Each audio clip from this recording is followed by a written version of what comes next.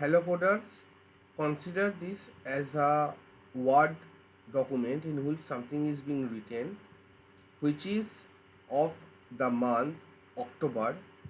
Now I want to make a heading October. I will be pressing enter to make some line breaks and then press October. Now I want to stretch this October to fill the available space from the left and the right margin. How can I do that?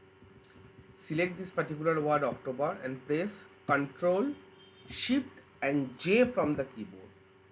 So that will stretch your word all the way across, and you can now add some paragraph separator like hash hash hash followed by enter.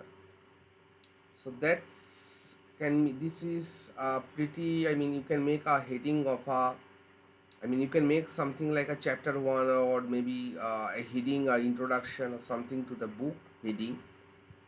So that's all for this word tutorial, tips and tricks. This was all about stretching a particular word all the way across, considering the left and the right margin.